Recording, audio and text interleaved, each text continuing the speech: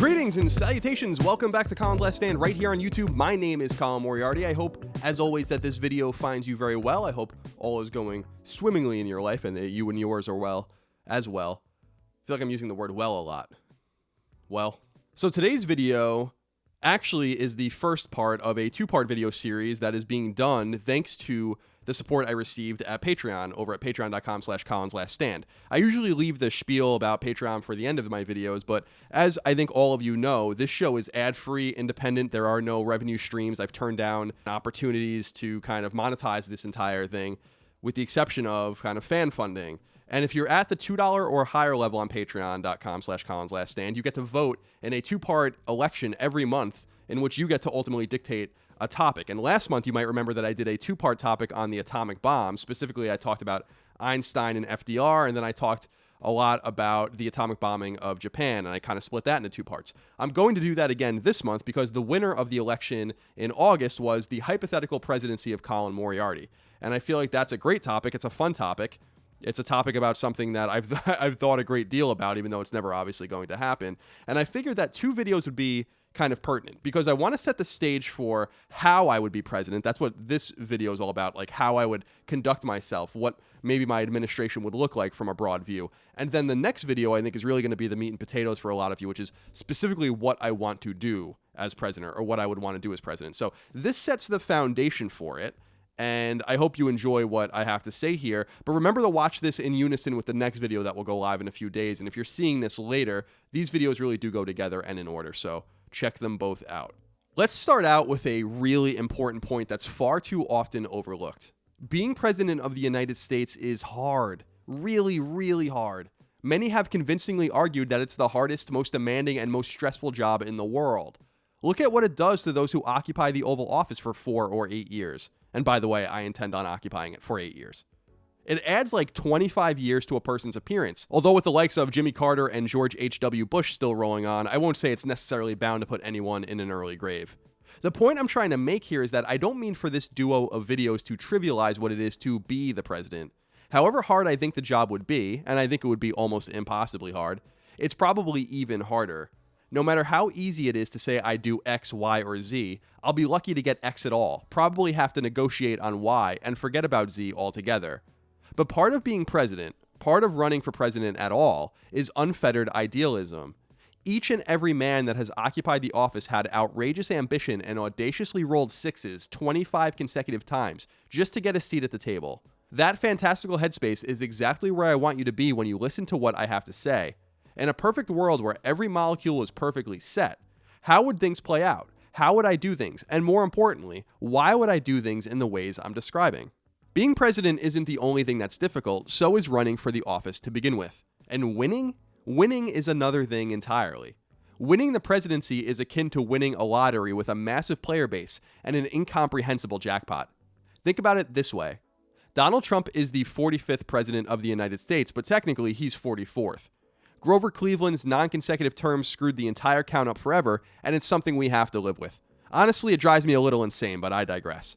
Back to the topic, stew on that number for a moment. Since the first presidential election in 1788, only 44 people have any clue whatsoever what it's like to be president. And 4 of them inherited the position and were never elected in their own right. So indeed, only 38 men have any idea what it's like to run for the presidency and win as the top of the ticket. For context, there are something like 325 million Americans alive right now. The 2010 census showed an American population around 100 times bigger than the country's first census in 1790. To be president is essentially an astronomical mathematical feat, and it's there that I want to dwell for a moment, because the unusual and unorthodox president I'd hoped to be would be reflected in the campaign that would install me in the White House to begin with, all starting with that unbelievable mathematical reality somehow shaking out in my favor. As a candidate that would run independent of any political party, I would need to stand out, and I intend on standing out by being honest, blunt, and principled. Since I can't rely on PAC money to float my name and ideas, since I wouldn't have a political party to spend, organize, rally, or evangelize on my behalf, and since I'd be beholden to campaign finance laws just like any other candidate, I'd have to activate a large base of donors based on the strength of ideas, and then hope those ideas take root and quickly spread. Maybe some famous folks along the way take a liking to my message and help spread the word.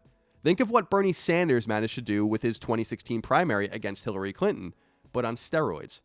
What he did was extraordinary. What someone in my position would have to do would need to best that many times over.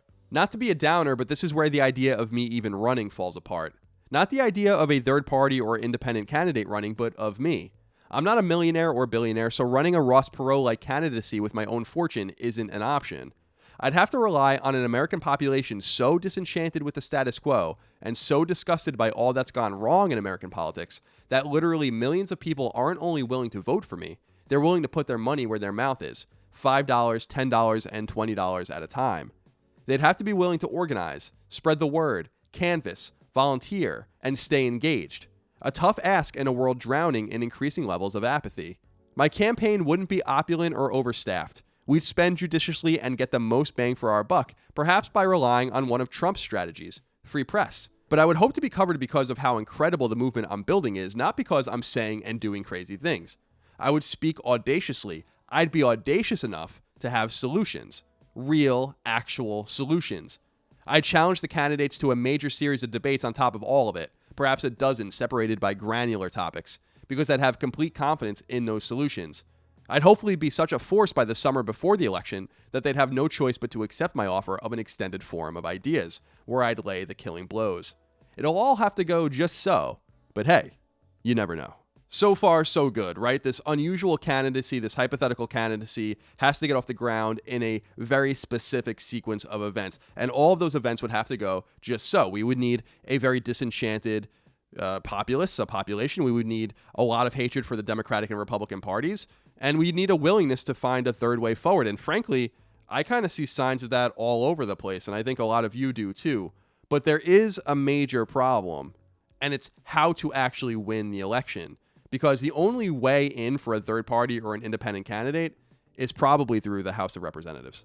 Not to ruin the entire illusion again, because we need to stay in an idealistic state for this exercise to work, but it's worth saying that my likeliest and most practical path to the White House is one not explored since the election of 1824, though we've come pretty close a few times since. Indeed, another hard truth of any third party or independent candidacy, in addition to the ones I've already named, is that one could probably only win the following way, barring something extraordinary happening. In the scenario I've conjured up, I'd likely have to split the vote with the Republican and Democratic nominees so as to ensure that no one reaches the 270 vote threshold in the Electoral College, and then have the House elect me in the aftermath. This has happened twice before, actually, thanks to Article 2, Section 1 of the U.S. Constitution. Thomas Jefferson became president in 1800 thanks to a House vote. 24 years later, John Quincy Adams was installed in a similar fashion. To have the House choose me over my competitors, I need to emphasize what I ran on to begin with: coalition building and a desire to get things done.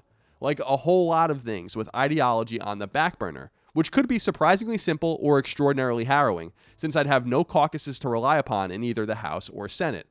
Again, we're existing in a region built on a major what if. But as men ranging from Theodore Roosevelt to Ross Perot and others proved in the past, sometimes the what if becomes shockingly close to real. In this idealistic scenario, the House choosing me wouldn't be that far-fetched, especially when you glance at my personnel ideas. For starters, my VP will absolutely not be a conservative, maybe a centrist, but will more likely than not be a moderate liberal. Although I don't identify as a Republican, I do identify as a moderate conservative, and I'd want to balance my ticket not geographically, as is common, but ideologically. I'd expect my VP to be active and to have a voice, not to be a mouthpiece, but a force working on behalf of an agenda we shape together. In that same spirit, a third of my cabinet will be independent, a third of my cabinet will be conservative, and a third of my cabinet will be liberal, at least roughly. I'd have no problem with an independent Secretary of State, a conservative Secretary of Defense, and a liberal Secretary of Labor, just as an example. To keep the good times rolling, I will also promise a balanced approach to the Supreme Court. Moderate, conservative, or liberal justices will be considered exclusively. The general MO of everything I and we, the administration, do is that extremism and extremists have no place at the table, but everyone else certainly does. No side or individual, apart from the extremes and the extremists, has a monopoly on good ideas and sound policy prescriptions. We must have an all-encompassing approach as opposed to an exclusive approach. It may not work, but we've never tried it. What do we have to lose? What do we have to lose by saying, hey, some of these Republican ideas are great, and some of them are atrocious. Some of these Democratic ideas sound fantastic, and others are laughably bad. And there are prescriptions neither side is even considering. So let's grab the workable, throw away the garbage, roll up our sleeves, keep an open mind, understand that we won't get every single thing any of us want, and get to work on repairing our broken republic. So the dust has settled and my improbable journey to the White House has concluded in victory. Pardon me for not getting too into the weeds on the election, by the way. I almost did a third video about how I'd go about an 18-month run in excruciating detail, but that doesn't sound nearly as interesting as what I'd do once I arrived in Washington, D.C. And as I said at the top, I'm going to save specific policy and legislative goals for the video that goes live after this one. For now, let's set our sights on the day-to-day, the week-to-week, and even the month-to-month grind of being President Moriarty, because I'd want to do things in such a way that I was accessible, accountable, and predictable. Actually, those are three great cornerstones that would be good to examine individually, especially because in all three ways, I'd strive to create new precedents and a new normal for future administrations. Before we get into all of that, though, I have to say this is kind of fun. It's exciting to think about what you would do in a position of power and how you would fix things. And obviously, there's a lot of idealism, as I said at the top. Obviously, you are not seeing it for what it is once you are in the office, which I think is a problem that every president, meets. Obama often said, for instance, about Guantanamo Bay, that of course he wanted to close it. I think everyone believed that, but he wasn't able to once he was there, once the reality set in. So a fundamental kind of philosophical exercise like this is exciting because it shows what you could put on the table, and hopefully you'll get some of it. It's a rather ominous reference, but in regard to the question of accessibility, what honestly comes to mind first is Will Conway, the governor of New York who runs against President Frank Underwood in the superb until recently political drama, House of Cards. In the show, Conway represents the youth movement that goes head-to-head against Underwood's old-school political machine and time-tested acumen. He's on Reddit, he's on Twitter, he's on Facebook. He does live streams and periscopes and all the rest. Back in the real world, it's been truly shocking how poorly previous candidates in both primaries and general elections have used the exciting new tools at their disposal. Obama was particularly helped by behind-the-scenes technological advancements that comb through complex voter data and utilize behavioral algorithms to nail down voters as an example. But using that technology to be front-facing is dangerous, and candidates don't do what they should be doing in this regard. It puts people on the spot and exposes them to making mistakes. I think that I'd embrace that. I'd make it clear from the moment I started running that I intend on being an accessible president. In fact, I'd make it a point to be a presence on social media, me, not a staffer, and more importantly, I'd expose myself to making dreaded mistakes by having live, unedited, weekly Q&As with a national audience. I won't be perfect, and I will make mistakes, but I will absolutely put myself out there as human as anyone else. Sometimes the Q&A will be conducted by audiences that submit questions online or show up to town halls and other in-person venues, but most often, the questioning will come from a press corps that will have unfettered access to me once a week for at least an hour. They will have near daily access to my press secretary, of course, and can always contact the communications team with questions, but they can count on me walking up to that podium once a week to take fire, because that's what a leader does. And that brings us into accountability, because presidents simply aren't held accountable in real time. I'm going to believe so much in my platform that I will defend it myself. I don't need surrogates to do my heavy lifting, though they can certainly help. I'll be more than happy to tell the population of the United States directly, as much as I'm able, why I'm doing what I'm doing, whether or not it's popular in the moment. I will have a vision, and I will see it through, and that vision will be communicated every step of the way. There will be no ambiguity. That works into the predictability I mentioned earlier. You can count on me talking directly to the press and directly to the American people. This is a process, and this is a process we all must be a party to. But accessibility, accountability, and predictability won't begin and end with me. I'll do my best to instill a culture around Washington wherever and however I can that will foster those positive qualities. 2 of my lunches or dinners each week, schedules permitting, will be sit-downs with the Speaker of the House and the House Minority Leader on one day, and the Majority and Minority Leaders of the Senate another day. We will stay in constant contact. We will strategize together endlessly, and we will go through the proper conduits by which the Republic is supposed to work.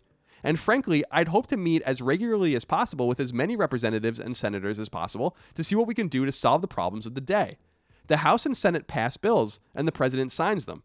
We can repair the broken machinery that typically serves this function by lubricating it with communication, simply speaking, syncing up priorities and taking bruises for and with each other so that we can all get something. We can all push the ball further down the field, and we can all solve problems together. Washington doesn't work because Washington literally doesn't work. Compromise isn't easy, it's hard. Talking to those you don't agree with isn't easy, it's hard. We don't send people to Washington to do easy jobs, we send them there to do hard jobs. So I would pledge to do the hard work because I work for you. Of course, there's something missing here, and that's specifics. What are the specific problems, and what are the solutions to those problems? Well, you'd probably not be surprised to learn that the problems are many. There are problems everywhere you look, but there are solutions. Maybe we won't be able to find common ground on everything, but we will try, and we will at least get the most vital work done, and then go from there. All of that will be in the next video, which I hope you will take the time to watch. In the meantime, I felt like this video was an essential foundational element to work from, simply so you knew where my mind was at, and also so you knew that even though this journey is hypothetical and improbable, we might as well take this exercise seriously enough to cover all of our bases. All right, that's it for this first part of a two-part episode about the hypothetical presidency of Colin Moriarty. I hope you will watch the next one as well. But in the meantime, I hope you enjoyed this foundational video.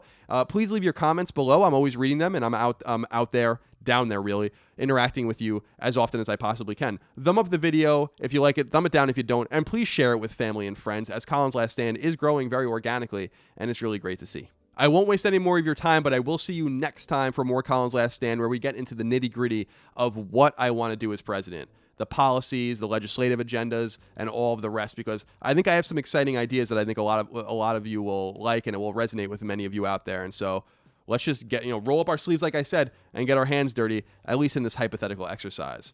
Until then, I hope you and yours are very well. I hope everything's going great in your lives, and I will see you next time for more Colin's Last Stand. Keep on learning.